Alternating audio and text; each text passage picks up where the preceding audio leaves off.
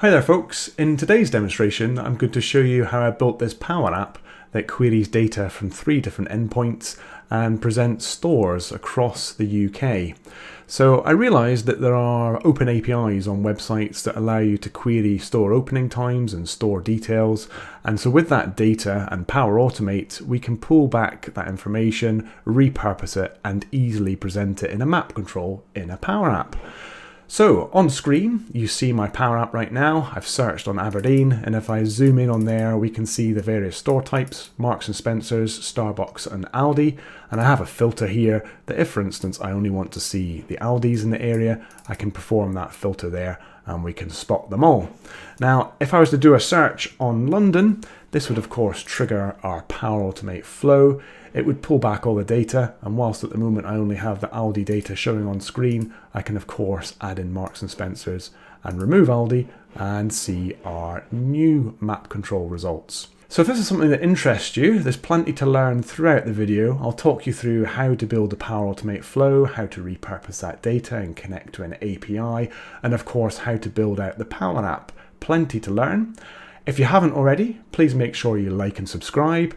And without further ado, let's jump into the demonstration. So starting off in Power Automate, we will bring 3 different API endpoints for store locators into that flow, and then we'll repurpose that data so that we can pass it across in a uniform way to a Power App and then use it on our map. So you can see that I've identified API endpoints for Aldi, for Marks and Spencer's and Starbucks.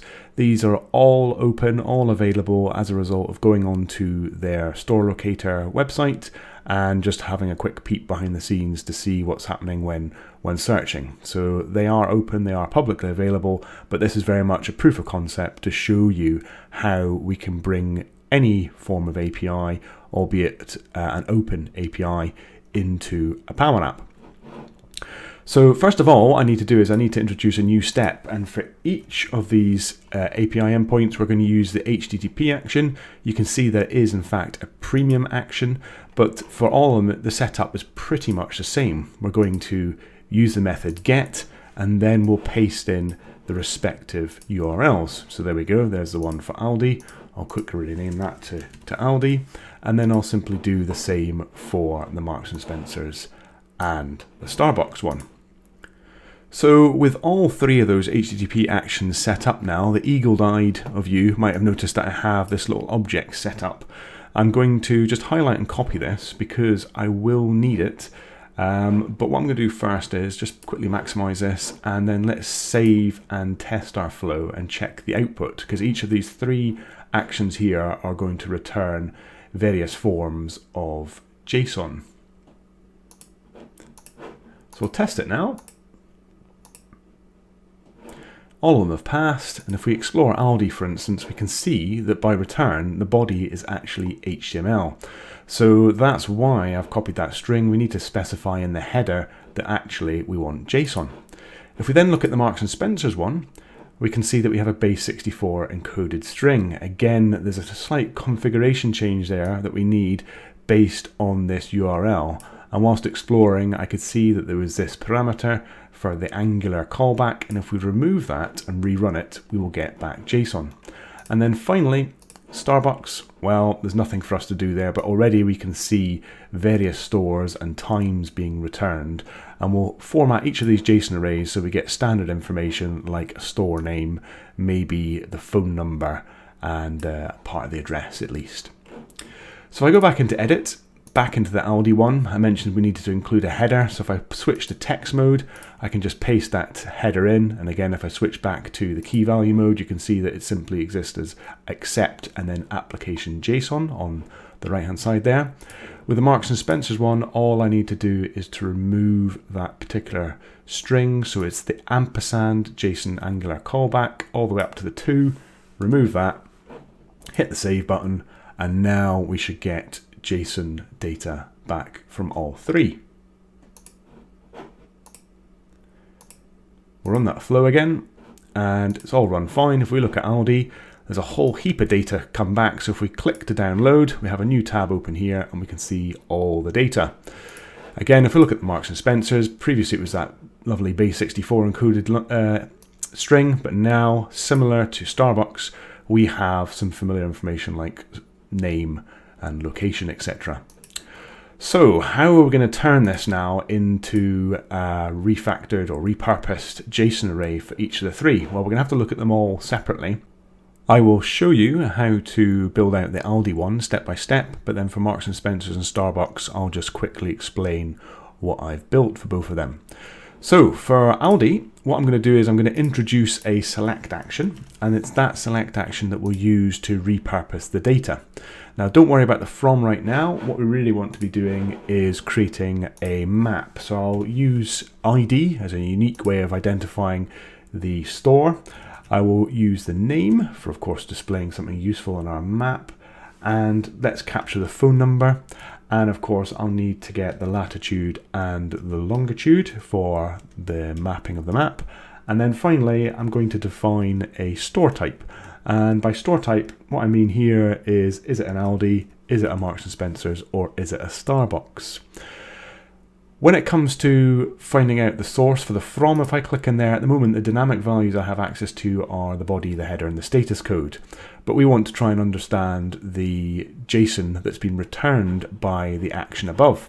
And remember, I opened it up in another tab here. So at the moment it's quite a mess. If we select all that with a Control A and Control C, you'll notice that I've got a JSON beautifier open here. So for the low code, no code users, if you paste that into this website and hit the beautify button, you can see it repurposes all the data for us. So it's easier for us to understand. Obviously, if you're a real developer, if I can call you that, then you can use something like Visual Studio.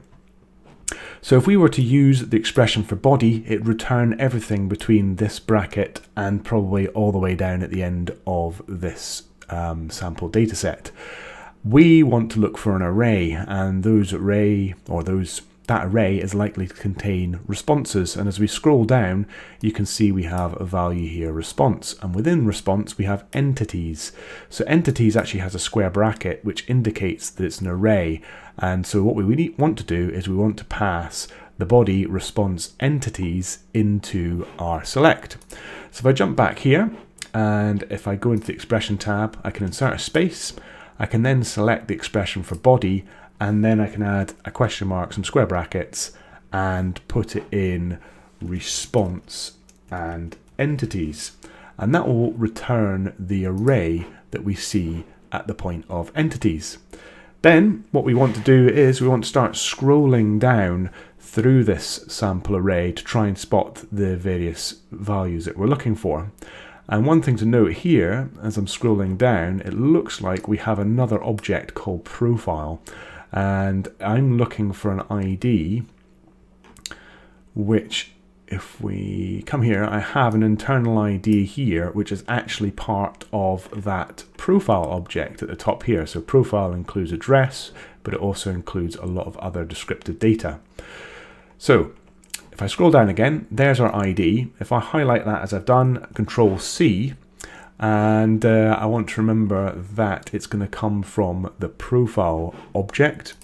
And then in this expression, we'll go into the expression tab. I can type in open close brackets, the question mark, square brackets and single quotes. I want to type in the word profile, and then / the name of that field. So if we just remind ourselves, profile is an object, and underneath that profile we have a key called the internal Aldi ID. Now if I hit OK, we need to do the same now for name. So as we scroll down a bit further, we can actually see just underneath it we have location name, and I'll go ahead and Control C that, and it's very much the same. We type in item, open close brackets with the squares and the single quotes, profile, and then / that location name. Let's look for the telephone number. So based on me looking at this earlier, I know the telephone number is a lot further down, still part of the same object, which is the equivalent of a row if you like to think about Excel or maybe tables. And we should hopefully, there we go, see we have a main phone and then display. So remember, this is still part of profile, so we have profile main phone display. So again, into here, type in the item, open close brackets, and then it's profile, if I can get the spelling correct, main phone, and then, what was it? Let's just remind ourselves, display. So if I type that in now and hit OK, that should get us our telephone number. And then finally, we just need to get the latitude and longitude. And for this, what I'm going to do is I'm going to use the text search. We'll do a Control F. I'll type in lat, and we can see that we have a YEX display coordinate. I'm not sure about the naming convention there. I've also got the geocoded coordinate, and I also have the city coordinate. So based on exploring this earlier, I noticed that only this particular site has the geocoded coordinate, but the majority of them appear to have this YEX display coordinate. So I'm going to use this value here. We'll Control C, and we'll create our final expression, which is going to be based on that item. Open close brackets. Remember, it's going to be part of that profile. It's going to be YEX display coordinate. And then for lat, it's lat. And if I copy this whole thing here and Control C, I can paste that into long and change this last bit here to long. So now all I need to do is to test it and make sure that it's bringing back data. And then I'll repeat the same exercise for Marks and Spencer's and Starbucks, but I'll come back and show you what I've come up with rather than performing the step by step. So we'll just have a quick look at the data. We can see now we have our Aldi in Aberdeen at the Beach Boulevard with our longitude and latitude, and the store type is Aldi. And as we work our way through that, we can see that we have lots and lots of results for each of these stores. Right, so I'm going to jump away. I'm going to go and do Marks and Spencer's and Starbucks, and then I'll show you what I've come up with for the rest of them. Okay, so that's me back, and I've built two more select actions, one for Marks and Spencer's and one for Starbucks. They were actually a lot easier than the Aldi data that comes back from the website. So the results was based on the results array for Marks and Spencer's, and for the Starbucks array, it was based on the stores array. And if I go into my beautifier here, I'm actually in the Aldi array here, and we can see that we have at the top the stores array, so none of the extra bump that we saw in the original demo of Aldi. So when it comes to all the different fields we've got here, the ID, name, phone, etc. For Marks and Spencer's, I've got ID, I have name, I have phone. For coordinates, I've got coordinates / longitude and coordinates / latitude. And then for Starbucks, like I say, we have the stores array. And then for ID, again, it's ID. Name, again, is name. Phone number is phone number. And then coordinates is coordinates / lat or coordinates / LNG. So if we just test that, make sure we're getting data back for all three of these now. And then we need to, of course, bring them together. So we know the Aldi one works. If I go into Marks and Spencer's, we can see all that lovely data. And if I go into the Starbucks, again, we can see all that data. And I notice that some of them don't have telephone numbers, but we're confident that we're querying the right bit because there must be some null values in amongst that data that's returned. So how are we going to bring all of these arrays together? And why did I add a store type? Well, the reason I've added a store type is because I want to create a union of all three of these arrays. And I'm going to use a compose for that. And then we can pass back the array of all of these individual stores back to our Power App.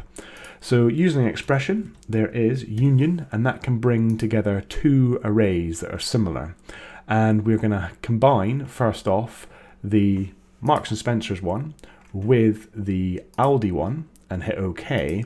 And that will then join the Aldi, Marks and Spencer's. But of course, we want to add the Starbucks into the mix as well. So again, I can use the same compose. If I go back into the expression, I can type in union with an open bracket, go all the way to the end of that expression, put in a comma, and now just add in the missing store. So Starbucks, we can go to the end of that expression, put our closing bracket, and hit OK or update. And now we have an array of all three arrays in that format that we've defined by our select. So the next thing to do is really for us to update this trigger. So the trigger at the moment is based on a manual trigger. We want to call it from Power Apps. So I'm going to go ahead and delete that and I will add in the Power Apps version 2 trigger. So there we can see the version 2.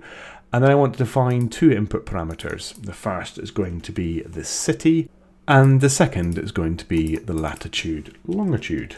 So there we go, lat long or lat lung. And of course, now what we need to do is we need to update the 3 HTTP actions to use the dynamic content that will pass from our Power App. So into the Aldi one, if I just highlight that long lat, or lat long even, and it's actually separated by a comma. That's what that percentage 2C is in decoded format. So we'll put in lat long there, and you'll see that the city is also included. So I'll just put in the city there. When it comes to Marks and Spencer's, I don't actually think it requires the city. So all we need to do is to pass in that lat long.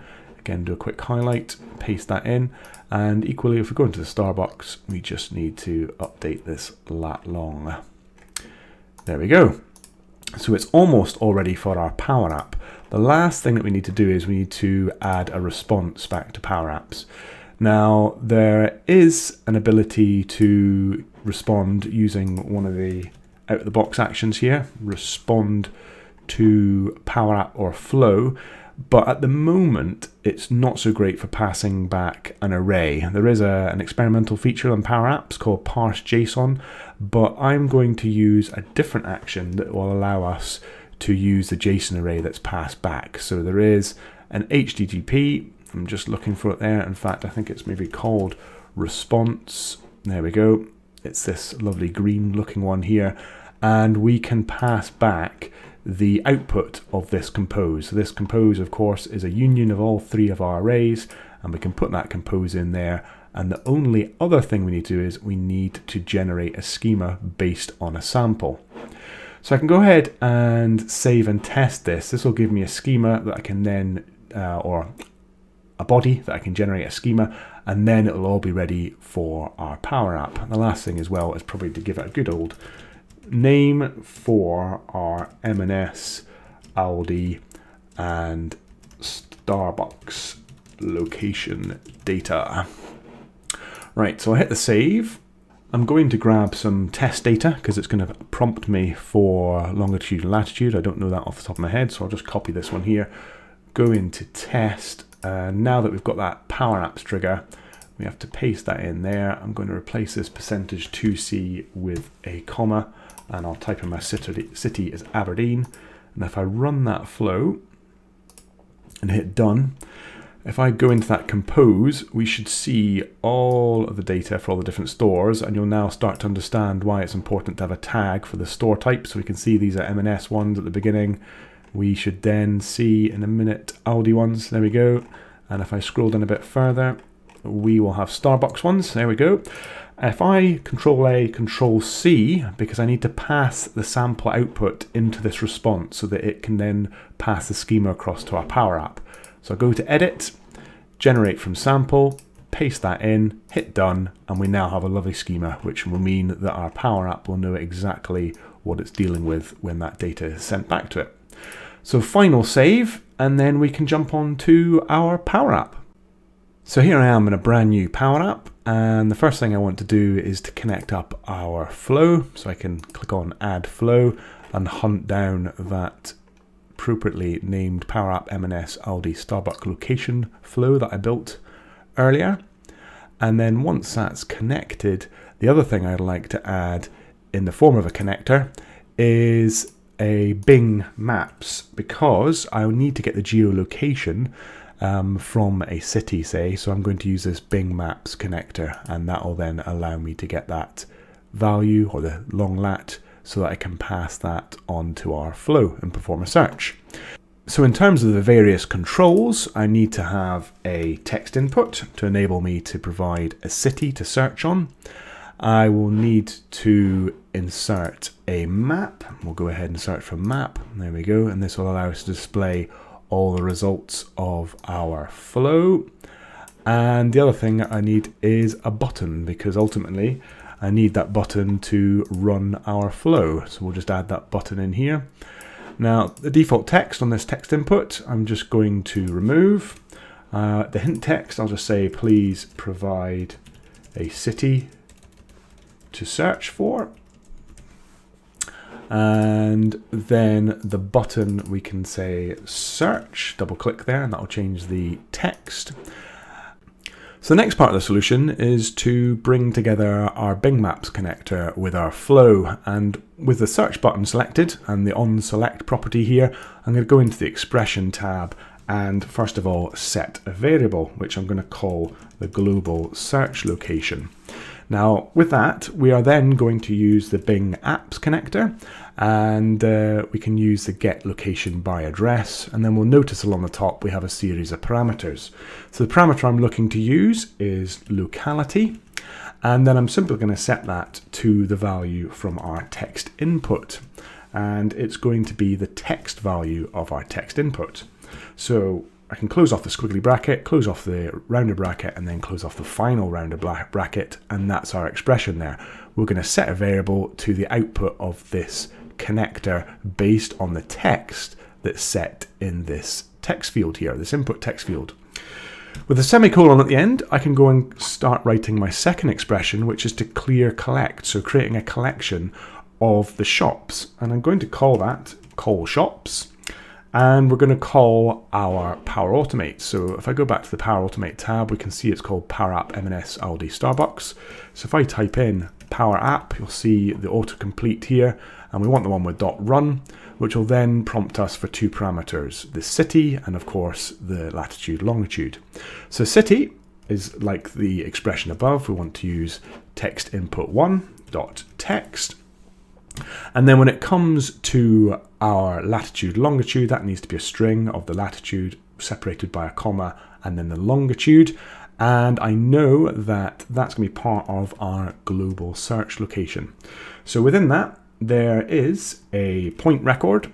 And then within that point record, there is a coordinates record. And then finally, we have latitude and also longitude. So with that in place, I can use an ampersand. I can then use double quotes and a comma and double quotes.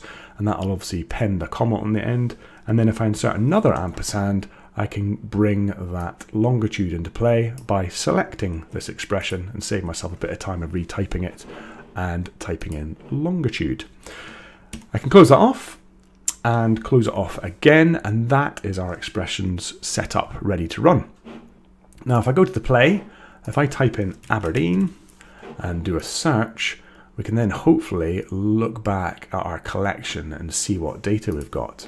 So with the search button selected, we can go and click on Call Shops here, highlight it here, and we can see now I have a series of shops, including their shop type, down the right hand side, Starbucks, etc. But we now have all of our data. So for those that are still paying attention, you may have noticed that the ID for Aldi and Starbucks wasn't showing, and also the longitude and latitude for Starbucks was in reverse. So I made some changes to my original flow in that for Starbucks, I simply renamed or reversed these keys so they were in the right order. And when it came to Marks and Spencer's, I needed to convert this ID into a string. So you'll note that the expression I have in here now, rather than item ID, is concat item ID. The reason I've used concat is when I attempted to use the expression string, whilst that should convert it into a string, I kept finding the expression disappeared. So I'd be quite interested to hear if others have the same issue. But for now, I would suggest you try using concat. And then simply in the response, because the payload is generated based on the original sample, you'll note that the ID on yours will possibly say integer. I've changed mine manually by typing the word string, and that should result in all of the IDs now going back across to the Power App as a string and showing like so. So the next thing really is to get our collection connected up to this map, and it's a case of just simply selecting that collection. Then what I'd like to do is I'd like to set the current location, latitude and longitude, and I'm just going to pinch this expression here and then jump back onto my map and go to current location, latitude and paste that in. Then I'm going to go across to the longitude, do the same, paste it in, but of course replace this value with longitude. And if I switch this tag on, it'll be ready to jump into the location based on the search results. In terms of parameters now, the other things we need to set are the latitude and the longitude, and this is based on the data that we've collected. If I put in a quote here, we'll see some of the familiar names that have been passed across from our flow. So we have latitude, and if I jump across into longitude, again, I should find lon. So there we go. And our map now is jumping in on the position based on our search results. So the last thing I'd like to do to this map control before I add one last feature to our overall Power App is just to add a label. So I think it'd be quite useful at this point just to have the store type added as a label on the map that you can see now. So we can see Aldi has appeared in the outreaches of Aberdeen. Of course, you could use some further changes to the parameters here to change the color and add an icon, etc. But I'll leave that for you to explore yourselves. So the final piece that I said I would like to add is just an input control in the form of a combo box. If we add that combo box in here, we can actually set it to all of the individual store types using the expression distinct. So if I type in distinct, I can use my collection of shops. I can return the store type, and then if I get the result from that, I can use that result in the drop down, and we can just quickly play that and check. There we go, I've got Marks and Spencer's, Aldi's and Starbucks. So I'll make an initial selection of those two, and you can probably understand where I'm going next is I'd like this map to just display the stores based on my selection. So in order to make that change, if I go back to that map control and into items, I can perform another expression on this data. And what I'm going to do here is if the combo box is empty, so I'm going to use empty here and then just put in our combo box 3 in this case, and selected items. Most likely yours will be combo box 1, but I've been doing a bit of testing.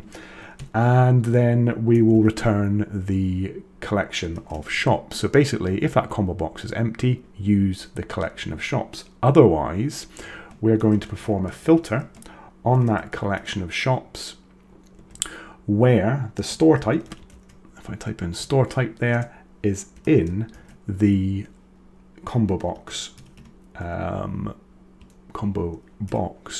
3 sample dot selected items. There we go. So closing bracket and closing bracket, that should be it now. And so that collection will filter based on the selection you make in that combo box. If I go and remove Marks and Spencer's, we now only see Starbucks, add in Aldi, etc. You see where this is going. So if I was now to go and do a search in Edinburgh, for instance, we'll do a search, we'll just return Starbucks and Aldi.